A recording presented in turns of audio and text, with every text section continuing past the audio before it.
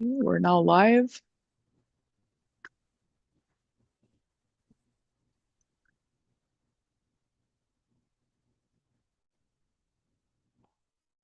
Hello, and welcome to Exploring the Impacts of PBIS on School Outcomes. This session is presented by Nicholas Gage, who is a senior researcher in education, focused on advancing rigorous research and evaluation in learner variability and special education. Dr. Gage's research interests are centered on the identification of policies and practices at the national, state, local, and classroom levels to support the academic, social, and behavioral needs of students with disabilities. This work is grounded in an TSS framework with a particular emphasis on PBIS. Welcome, Dr. Gage. Thank you so much. I appreciate it. I just want to say I'm so excited to be here and honored to be joining this work in this Summer Institute. So what I'm going to do over the next 45 minutes, 50 minutes, is essentially try to show and demonstrate through data that PBIS does work, that the work that you all do in schools every day actually does have a meaningful impact on student outcomes. And I've been doing this work for a lot of years and a lot of analyses that I'm going to go through. So I'll apologize up front. I'm going to do a lot of data, show that. But hopefully by the time we're done, you can all go back to your schools and feel just absolutely confident that what you do really can and does impact kids. All right. So first, a little bit about me. I think that's always important. So what feels every year longer and longer ago, I did my PhD work at the University of Missouri, where I worked with my advisor was Tim Lewis, one of the original kind of founders of PBIS back in the 90s. And it was through him that I got interested in PBIS, but I was always kind of an odd duck that I always wanted to do statistics and research methods too.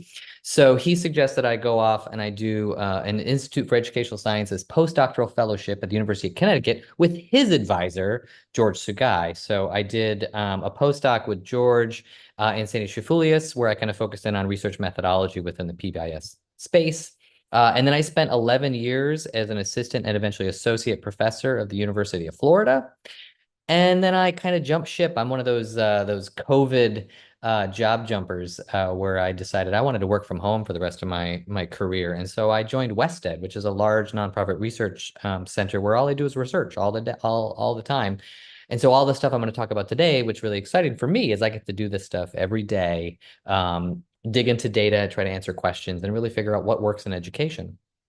I also need to say I'm a father of 4 daughters. I generally take condolences for that, 4 girls, as I'm a daughter. But it's exciting, keeps me on my toes, and I try to keep getting things done. But I always want to throw that out there. And some of you may also know my partner, Dr. Ashley Maxuga Gage, does a lot of work in the PBIS space as well, and in fact is presented at Minnesota Summer Institute, I believe, is where 2018 she was presenting at that. So excited to be here.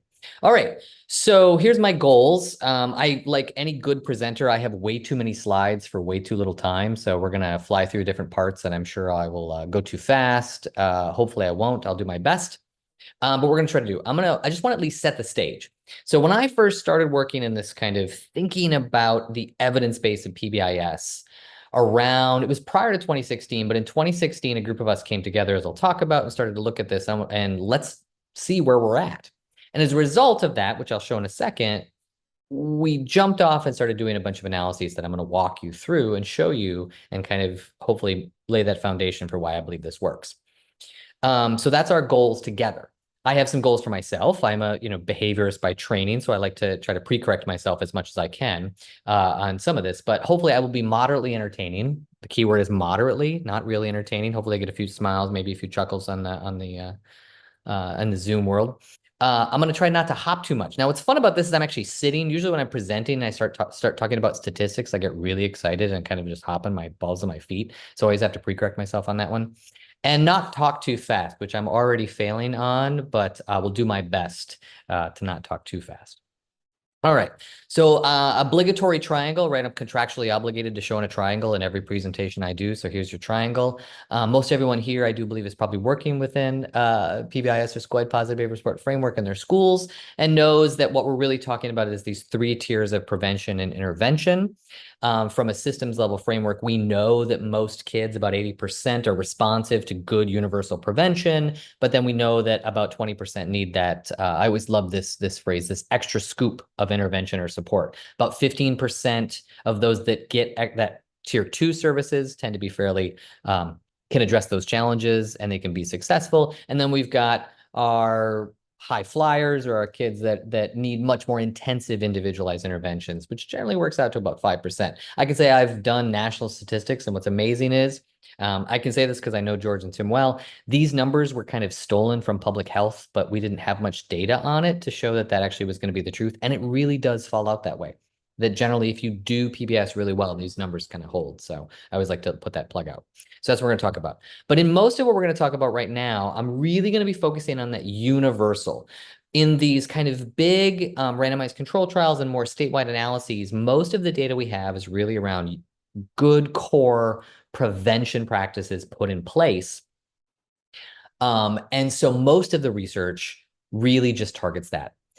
In addition, what I'm really going to focus on is how fidelity of implementation plays a role in this. And by that, I would hope all of you are doing the TFI or the tiered fidelity inventory or some other sort of universal fidelity measure. But what we know is that when we talk about does PBS work or not work, one of the first questions we have to ask is, was it actually implemented as designed? And so that's where that fidelity implementation measurement comes into play. And as we'll talk about in the research, I bring that into all the analyses I do. So it's not just, you can't just say, I do PBIS, and therefore you're kind of included or considered in this group of schools that does it. But in fact, you have to have some evidence to support that. So in all of my work, and that's not true in all the research. We actually, some doctoral students and I a number of years ago reviewed over 500 studies and found only half even considered fidelity.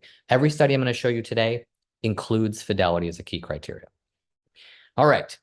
So let's talk about some evidence, which is what I'm really here to do. So let's look at PBIS and this evidence, right?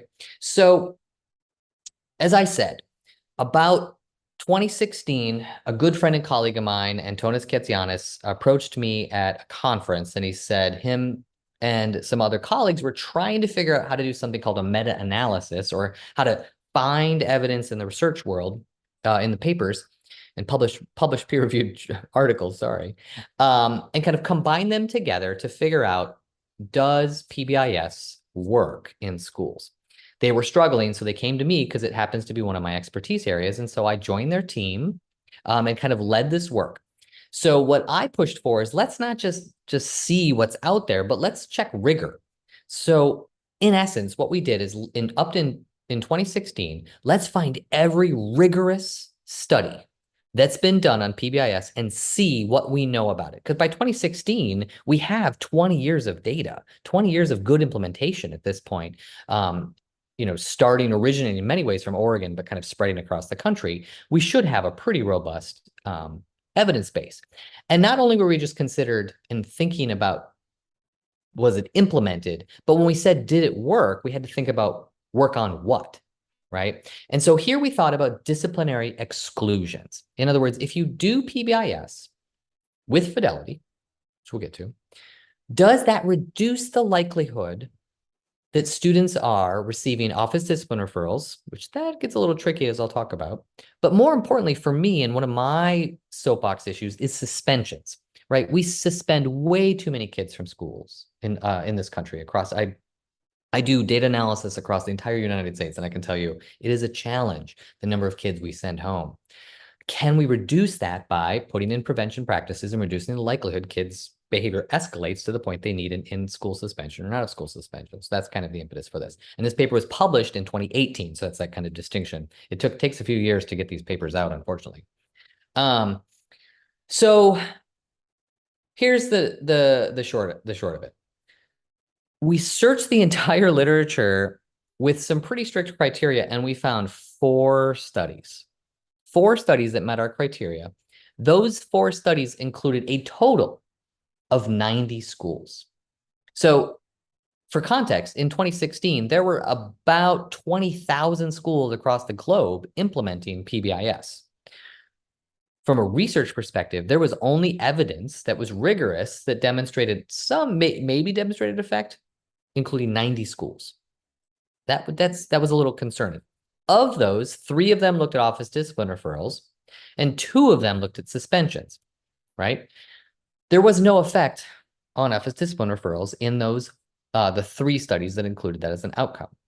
There was an effect, and a very large one, on suspensions, but the sample size was so small that we really couldn't say unequivocally in 2016, when we wrote this, that PBIS was an fully evidence-based practice, right? And mind you, I've been kicked out of meetings for saying that, but I can't help myself. I'm a data guy, so I have to follow the data, right? Or at least from a very, very strict, rigorous perspective. I believe in it, and I know it works, but we didn't have the evidence at that time to completely demonstrate it, right? This is kind of reiterating what I just said. So we had this kind of limited data, which is a concern, right? Because as I said, we have 20,000 schools across the globe doing this. We're training schools, we're training young professionals, we're training doctoral students to go out and train more to do this. But we have such limited evidence, right? So at the time, I was a professor, and I went to my doctoral students and I said, let's fix this. Let's do something about this limited evidence base. Now, we didn't have millions of dollars. We didn't have federal grants, which I'll talk about eventually. Instead, what we said is the way PBIS is structured is really kind of this statewide approach where TA is distributed within the state. So like in Minnesota, right, there's the Minnesota PBIS, which partners with MDEE, or MDE kind of funds, and I'm not going to go into the details. You guys know this better than I do, right? But you've got this statewide system that distributes and does regional training and coordination through the cohorts, all the cohort systems over the past 20 years. But it's by state. Iowa does it different. Missouri does it different. Oregon does it different. So what we said is, what if we actually just looked within states? Because a lot of this data is publicly available. All we need to know is what schools were doing PBIS, what their fidelity level is, and what wasn't. So we did that. So we did something called these state level analyses, comparing schools doing PBIS, squad PBIS, and schools not doing it. And that's the journey we're going to go on pretty quick here, because we're already running behind time. Are y'all ready? Here comes the data. All right. So now, got to pre-correct again. I'm going to bring a lot of statistics here, okay? So I'm going to apologize up front, but here's all you need to know. If you see an asterisk, it generally means that the probability of the difference is statistically significant at P.05. I'm not going to go into what that means. Here's what it feels like. It feels like that, or if you see those asterisks, get excited, right? That's ultimately what it is, right? Because if the P is less than 0.05, we celebrate. Woo! There is truly a difference at the population level. So that's what we need to think about. All right, here we go. Here comes our journey. All right, let's start in Kentucky. So I have a good friend, Terry Scott, who does PBIS implementation in Kentucky through the University of Louisville. And he had been doing something called ABRI, which is this academic and behavioral MTSS system. And he said, Nick, I've got lists of schools. I've got some data. Can you come help me do these analyses? And I said, sure. So we did some analyses. We actually got this published in Preventing School Failure. And here's our research questions. I'm not going to spend too much time on the questions because it doesn't really matter too much. But ultimately, what we're interested in is there a difference in the schools that received any of this training, PBIS and some academics, to schools that did not? And then the second question is there a difference of effect for schools that did it well? That's that fidelity piece. If they did it with fidelity, was there a difference between schools that did it with fidelity and schools that didn't have any training at all? And that was kind of what we did. We call that the treatment on the treated models. So when we're including fidelity, what we're saying is that they did what they were supposed to do, and then we're comparing them to a comparison group. It's treatment on the treated for those in the research methods. All right. So to do this, I collected all of the data from the entire state of Kentucky, which was about 1,171 schools. This is my first study. It's the small one. 29 of the schools received Squad PBS training between the fall of, I can't even see because my Zoom here, but that's okay, 2013, 2016. It included 2 high schools, 5 middle schools, and 22 elementary schools, which generally falls out. Mostly it's elementary schools, you'll see. And we collected all of the data from the state, which included office discipline referrals. They called them behavioral incidents, but in the state of Kentucky, they actually publicly report behavioral incidents or office discipline referrals. We had those and suspensions in this particular study. All right. So as I already said, we took these approaches with or without fidelity, kind of any training or with fidelity. I'm going to skip some of this because it doesn't really matter. But ultimately, here's what we did. And this is going to be true for almost every study I'm going to talk about. When doing a rigorous study with state level data, we have a group of schools that did PBIS, and then we have all of the other schools in the state that did not, right? Or were not trained, or may have, but were not trained by whatever what we believe is the independent variable in this case. Well, the schools very well might be very different, right? This 29 schools in this sample may be very different from the other 1,145, right, that are in the population. So what we need to do is we need to match them.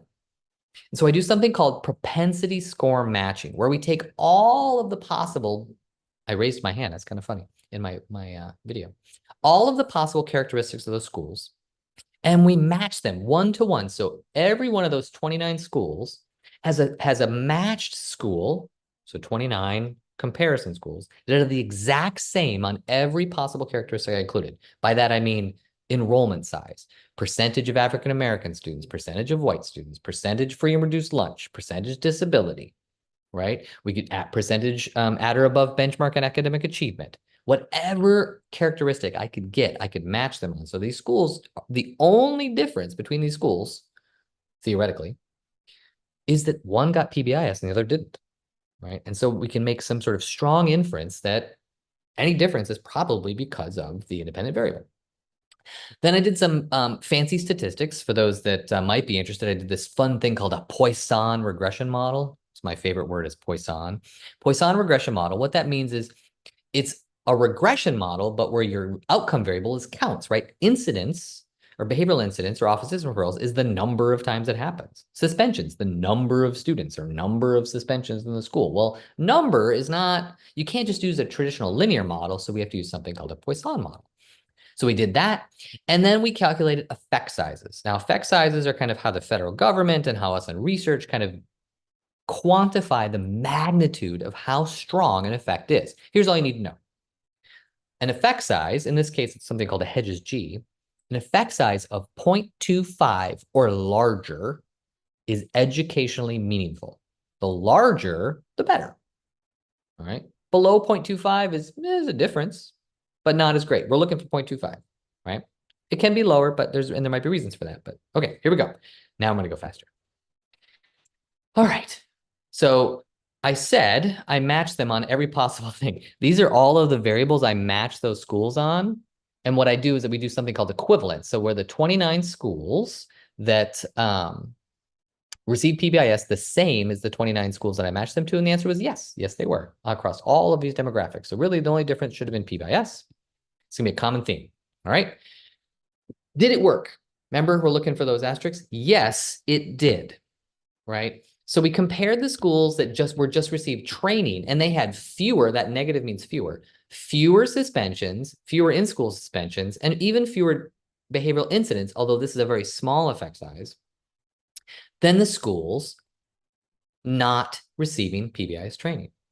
When we looked at fidelity, those that did it with fidelity, total suspensions was actually larger, with the largest effect kind of driving that is out of school suspension. So put differently, if your school did PBIS with fidelity, you were much less likely to suspend kids than schools that did not, right? Which was exciting. There was no difference on behavioral incidents. So most people get like, what do you mean there's no difference on office discipline referrals? One of the reasons, and I've talked to many, many people across the country about this, is because office discipline referrals is one of the key training things that you do in PBIS. So once you start doing PBIS with fidelity, one of the key things you do is you want to get everybody to use, kind of have the same definitions, same criteria in your school. And by doing that, that might actually increase or decrease, but it doesn't matter because now everyone's using the same criteria.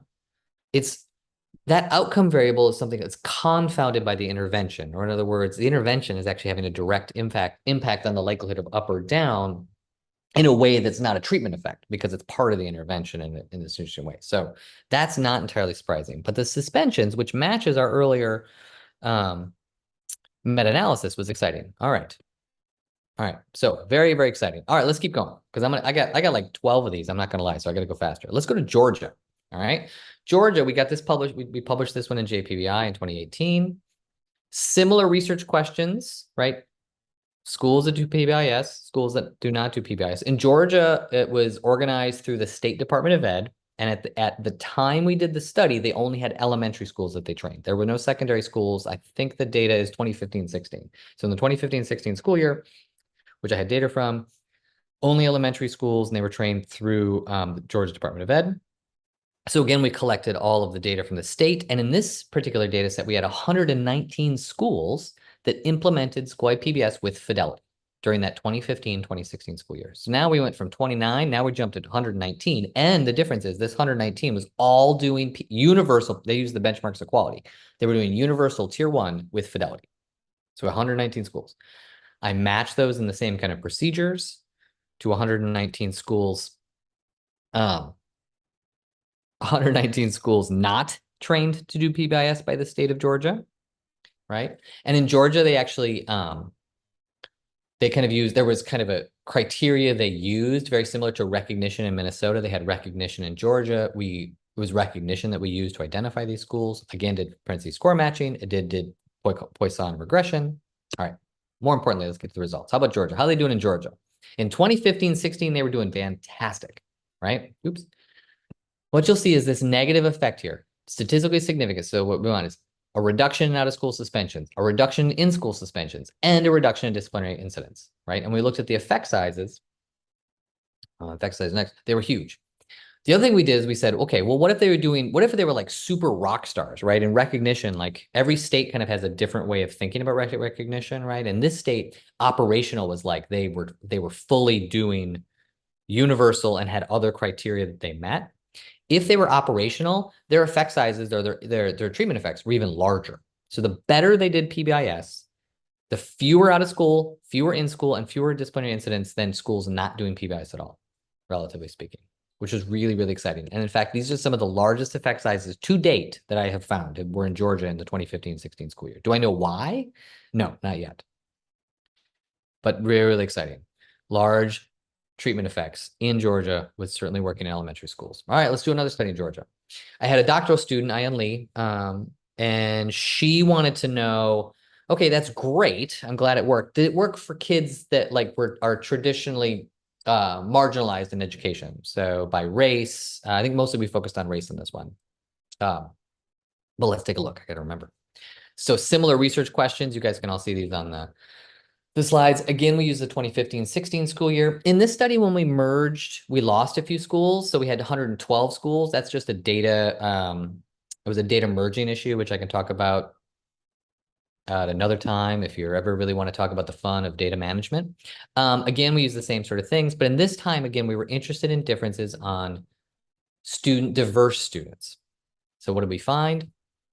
This was the results for all students. Again, we kind of found these statistically significant results, but let's get into, so here's just in the state of Georgia for Black students. So this is Black students in schools implementing PBIS and their likelihood of these outcomes listed to Black students not in schools not doing PBIS.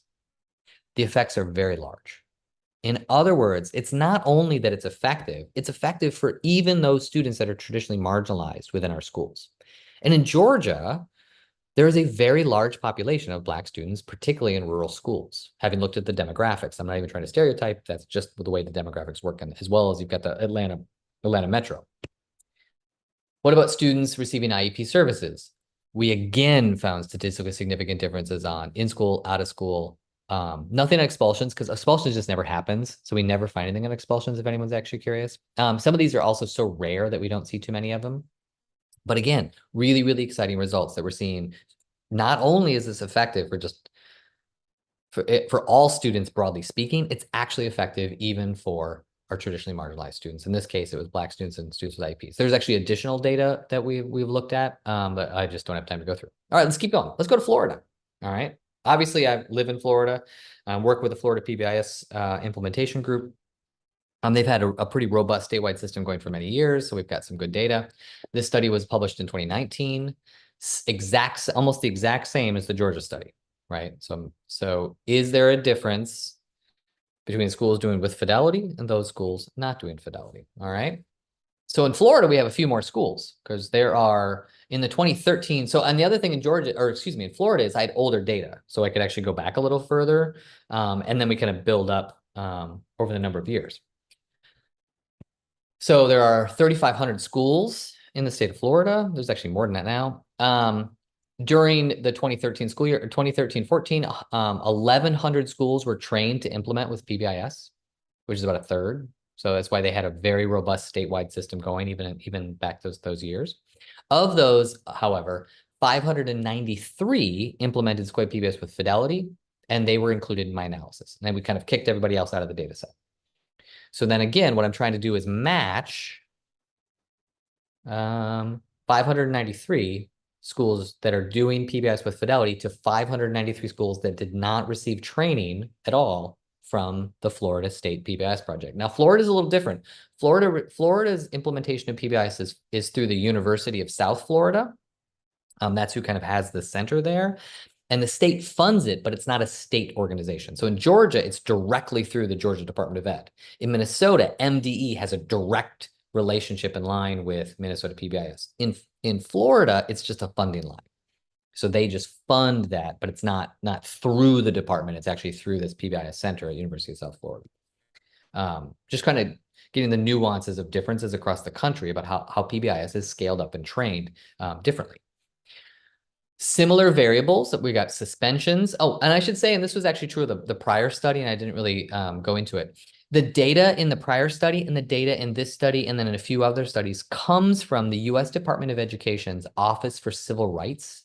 And they have a data collection. It's biannual. Every other year, they collect these particular variables from all schools in the nation. And so I was leveraging that data set because that's actually publicly available, and we can match that as long as you know the names of the schools or ideally their ID number. Again, we did propensity score matching. This time I did a more fun regression model. I did something called a zero predicted Poisson regression model. And the reason I did that is because a lot of the schools, once you get in the OCR data, there is some missing data, but more importantly, there's a lot of schools that just report 0 on a lot of these outcomes. And so a lot of zeros can mess up your regression model. So I had to use something special to do that.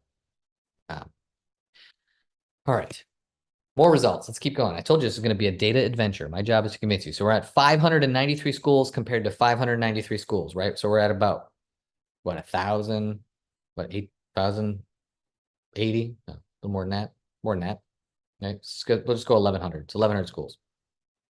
I do statistics, but I'm really struggling with my just simple arithmetic right here. I hope that's okay. It's on YouTube now, so everyone knows it, which is good. All right.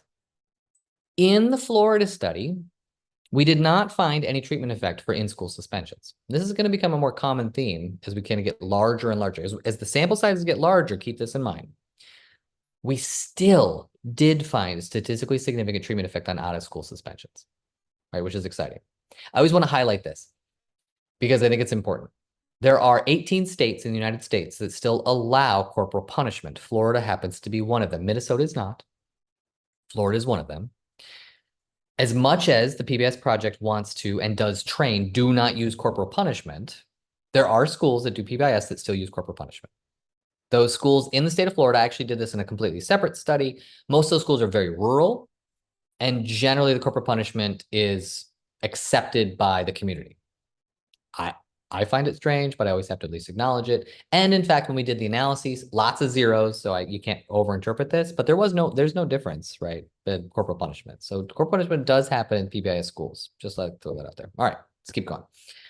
All right, I didn't find anything on these other variables, primarily because they're so rare. But the one we did find and continue to find is schools doing PBIS in Florida are not sending kids home for suspension, which is what matters really to me. In fact, there's data show in Florida, particularly out of school, 17% of all students, all secondary students have received at least one out of school suspension in the state of Florida. They use a lot of out of school suspension in the state of Florida. So anything we can do to reduce that's a good thing. All right, super exciting. Again, we looked at the effect sizes.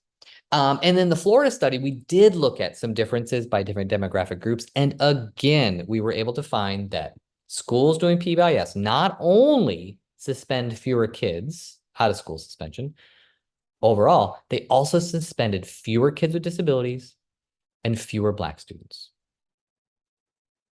Some of you might be saying, what about Hispanic students and what about other students? I will say we ran this for Hispanic students and there was actually no difference. Primarily because if you look at the data, and I have some other papers on this, Hispanic students and white students are not suspended that often. It's equal for white and Hispanic students, but equal. Black students are 2.7 times more likely to be suspended than a white student. So that's part of why we always tend to focus more on just looking at that particularly traditionally marginalized group in these analyses. All right. And in these states, there was not a large enough Native American population to look at Native Americans. And most of these states, until we get to others, as we continue to grow this work, we haven't really been able to look at that population because it just hasn't been large enough. All right. One additional thing we did in this study that I think is really exciting and I want to highlight is, how often we always say, well, how long before you really got PBIS down, right? And George will always say, 3 to 5 years. It takes about 3 to 5 years to really have those systems up and running. Well, I'll tell you, that was a swag. Do you guys know what a swag is? It's a scientific wild ass guess, right? So what I want to do is I wanted to see if there's some empirical data to support this idea that how many years does it take to be implementing with fidelity to really kind of to show the stronger effects? And interestingly enough, the answer was 3 to 5 years. That was completely kind of a fun finding that was unexpected. The strongest effects for out of school suspensions were for schools that had been implemented 3 to 5 years. We saw this kind of drop off, which is interesting, those that were in 6 to 10. So it was really long ones. And so there's lots of questions and things we can think about why that might be. But that 3 to 5 was certainly the sweet spot. So maybe it means after 5 years, you should get retrained, or maybe it means you need additional support, or you should recheck in. I don't know. Those are for the more implementation side. All right, let's keep going. How about academic achievement? We hear a lot about what about the relationship between PBIS and academic achievement? Well, actually, we did a study in Florida to look at that. I'm going to go, we again use propensity score matching. We again, although actually, no, in this study, we did something different. My apologies. In this study, we looked longitudinally. So we took 10 consecutive years of data and we used the state achievement test. And we wanted to know, did schools doing PBIS across that time period, those 10 years, did they have more students at or above benchmark in math and reading? And what was amazing and somewhat unexpected is the answer is yes. In our study, we found a statistically significant treatment effect for both mathematics and for reading. Put differently, if you do PBIS with fidelity, potentially, there's data suggests that more students can be at or above benchmark on your state achievement test. Now, I say that the effect size is very small. So it's 0.17. So is it lots of students? No. But I don't know. I'm sure you guys all work in schools and know how hard is it to move a kid from below benchmark to benchmark on a state achievement test? It's a Herculean task. So anything we can do to increase the likelihood that those kids are going to be successful. And it turns out there's some evidence to suggest PBIS did it. I actually compared this study in another group they looked at charter schools in the state of Florida, and the charter school effect was actually smaller than the PBIS effect. Charter school doesn't like that when I say that out loud, but that's okay. All right, let's keep going.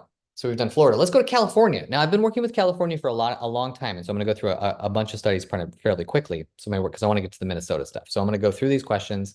So the first one, this first paper, we're interested in kids with disabilities, primarily because of the outcomes. So in California, there are 77, almost 8,000 schools, very, very large state in the 2015-16 school year. Of those, you see how the sample size is getting larger about the schools we're comparing? We had 1,384 were trained to do PBIS. Of those, 544 did at least tier 1, because in California, they were using the TFI in 2015. But we just looked at tier 1. So 544 did tier 1 with fidelity. All right. We again did the same approach where we propensity score match. So we're matching those 544 to another 540 that are matched on all variable characteristics. We do the statistical modeling. There's our equivalence. Let's let that one go for now. All right. We did those ear inflated models. Keep moving. All right. So what did we find? My Zoom is blocking it, but that's okay.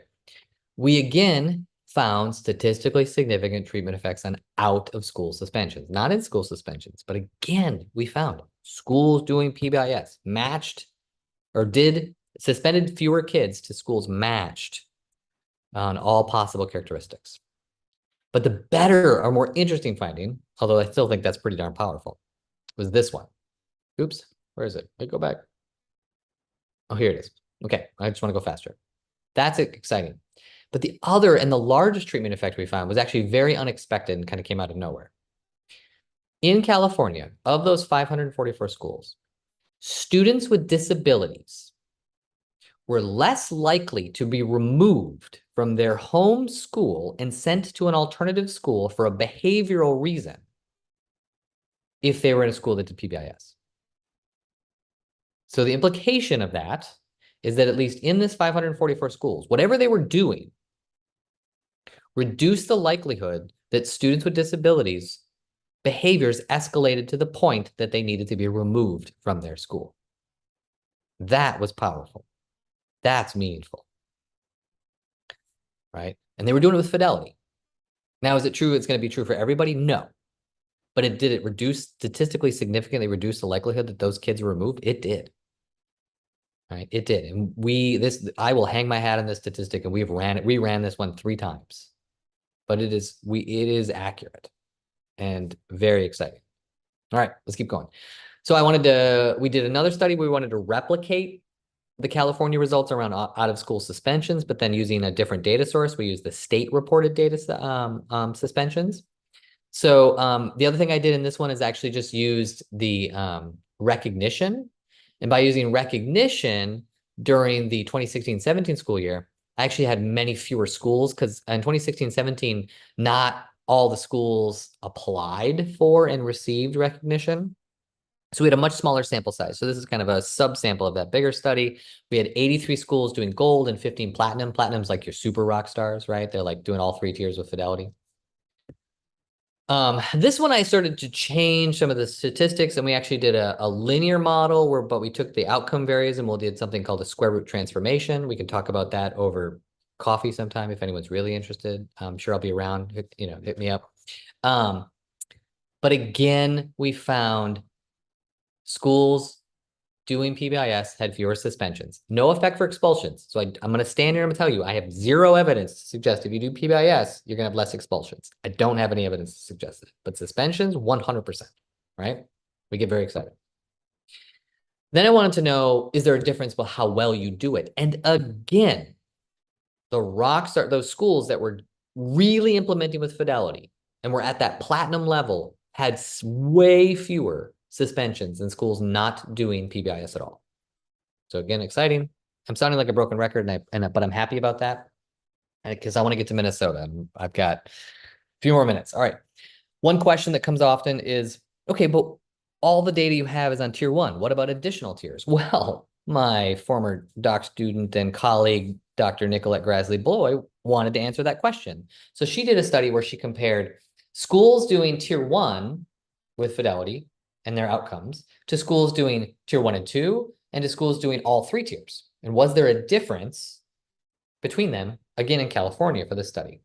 So I'm going to kind of skip over with the sample sizes, but we had, we're in the hundreds, did some fun models. Here's the punchline. The schools that did all 3 tiers with fidelity had statistically significantly fewer out of school suspensions than schools doing only tier 1 or doing tier 1 and tier 2 only. So those that build the whole infrastructure, we're seeing stronger impacts on student outcomes. And those student outcomes, what we're talking about is the ones that are the accountability outcomes, the ones that you report to the state, right? And so that was a finding. She also found it actually for law enforcement referral, although it's very small in regards to the number of times it comes out. All right. Almost done with California. Sometimes I'll hear, are there differences in where a school is, right? That's true in Minnesota. I'm from Minnesota originally. I've driven the entire state of Minnesota, and northern Minnesota and certain parts of southern Minnesota are pretty darn rural, right? And it's a different environment than, say, if you're in Minneapolis. So are there differences, at least in California? So again, we did some analyses. We looked at kind of this difference between rural and urban. We did propensity score matching. Let me see if I can get to the punchline. And the punchline is this. Let me see, do I have it written down? Let me see. Here we go. More importantly. Actually, I'll go back here. So we found rural schools. Wait, I can't get this down so I can see. There we go. In regards to implementation, the first thing is implementation. Rural schools were more likely to implement with fidelity. That was the first thing we learned, which was interesting. In our data, the rural schools were actually doing a better job implementing with fidelity. Some people might say it's because of size, but in fact, some rural schools are very large because they have a larger catchment area upon which students they bus in. But size certainly could play a role. There's lots and lots of other reasons, but we did find that they were a little higher on fidelity. Okay. I'm going to just go there. But then we looked at outcomes, right? And we found that urban schools implementing all 3 tiers actually had fewer students with disabilities receiving out-of-school suspensions. And we found some other kind of interesting nuances, right, between urban and rural. Probably the most interesting really was this notion about suspensions. So even though rural schools implement more with fidelity, they were slightly more likely than urban schools to use out-of-school suspensions. So there's some interesting kind of further research that needs to get done, kind of refining and understanding this rural versus urban dynamic. Rurals were doing better with fidelity, but urban was doing a little better on student outcomes, right? And we're comparing them in between. So a lot of fun work and I think opportunity. I see this as opportunity, particularly with some partnerships with Minnesota, to continue to explore, understand, and then build some interventions and training. All right, now I can't see because my thing keeps getting in the way. Oh, last one. How about chronic absenteeism? I'm gonna do this one fast, right? So we talk about absenteeism as like the big thing in the United States right now. It's like the federal government obsessed with it. Everybody's dealing with it on a regular basis, right? Since post-COVID, kids just aren't showing back up to school. Does PBIS have impact attendance? In California, it does. I, in fact, found schools that did PBIS had fewer students that were chronically absent than schools not doing PBIS. And that stronger effect, the better part about this is that effect, this is what this picture is. This picture's got these pretty lines, looks kind of fancy. Here's what it really means. This is not with fidelity, or I don't know if you can see my cursor or not, but one side's not fidelity, the other side is with fidelity. The purple line is high schools. Wait, purple line's not high school. Green line's high school. That's wrong. Purple line's other. There's actually so few in there that they don't really count. The other, it's the green line. Sorry, green line. This one right here. See how this goes from high to low? What this says is high schools doing PBIS with fidelity, the kids show up. Which it means something because I don't know about you, I'm a parent of both. I've had high schoolers and elementary students. In elementary school, when my kids are absent, most of the time it's my fault, right? If we're tardy, it's because I'm the one that's being late. If they're missing, it's because I'm the one that had to call in there. It's unlike most elementary students aren't just like walking in the door and then walking out the other side, right? High school, that's not the case. High school kids have a lot more control over their attendance. If they're doing PBIS, those kids were more likely to show up. And again, we use propensity score matching. So there's even an effect on attendance. That one hasn't been published yet. Oh, I'm almost done. We did it in Missouri. How about Missouri? This is the second most recent study. In Missouri, we did a longitudinal study. And we again found effects on office discipline referrals and on out-of-school suspensions. Schools doing PBIS in Missouri had reduced office out-of-school suspensions. All right, I got 5 minutes, so I can do this. How about Minnesota? So we're just starting. I'm just starting with my partnership working with Minnesota PBIS, which I'm really, really excited about. And so our first foray into data was a kind of this question I've been lingering about. During the pandemic, many schools had to be in person. And I wanted to know, during the pandemic and all the chaos, if you were doing PBIS, did that have an impact on your likelihood of any sort of suspensions or were you less likely to suspend kids? Right. And so that's what I want to look at.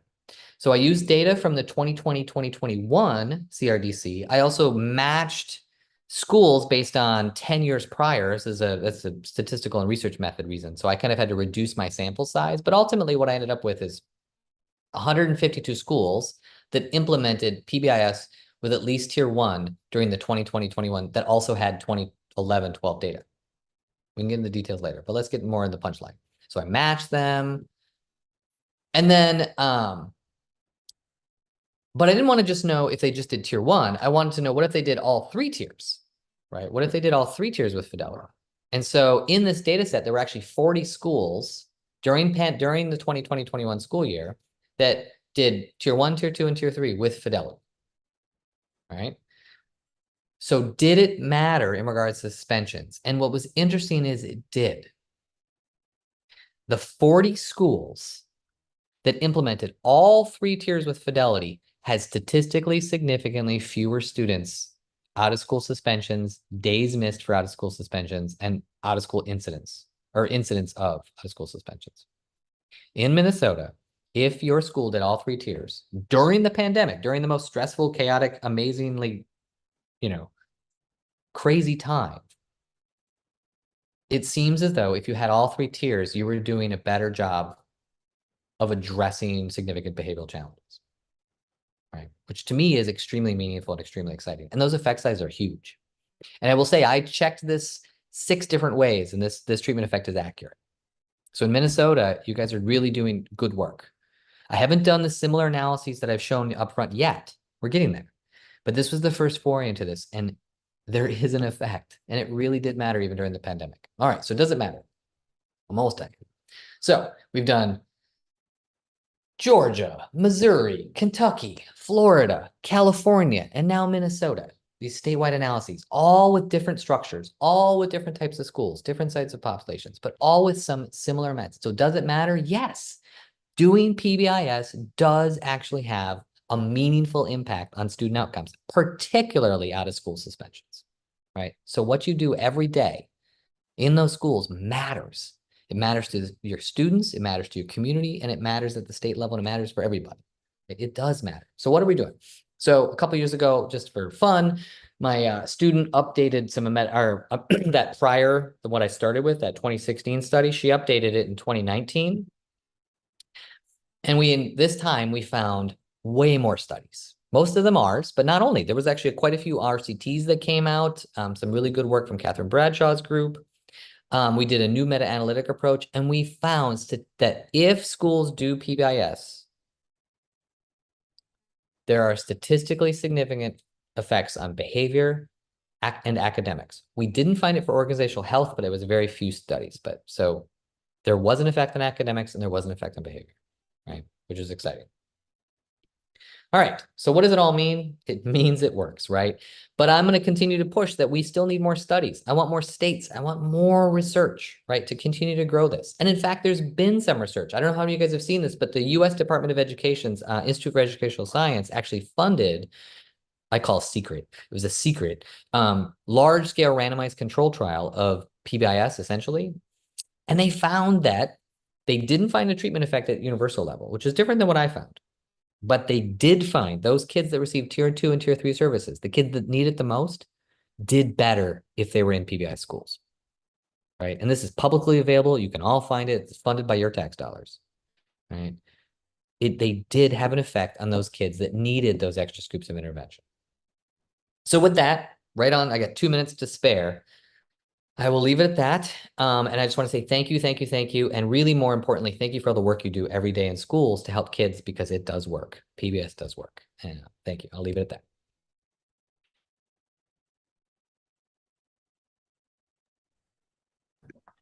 Thank you, Nick. That was awesome. And you were right. You weren't kidding about the data on there. Are there any questions? I'm looking at the chat. I don't see any questions.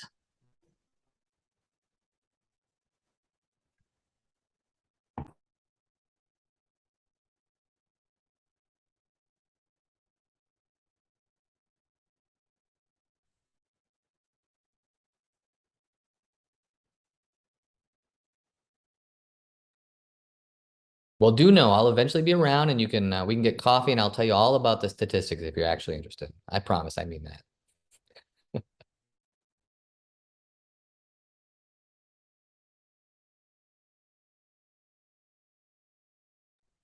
All right, so Tamara, that we are going into the lunch break now, and what time are we coming back at? Is it 12:35? I believe so. Let me double check at my PDF right here. And then it's not this link, it's a different, which link This would is? be, This yep, is the link. Okay, you'll so be in people this can link just for the stay rest of on. the day. Okay, Yep. 12:35, we continue. okay. Wonderful. Thank you so much, Nick, and thank you for stating in a way that the plain language, and I'm going to follow with Erin Farrell so she can tutor me on that. So Mhm. thank you so much. Excellent. All right. All right. Bye, everybody. Take care.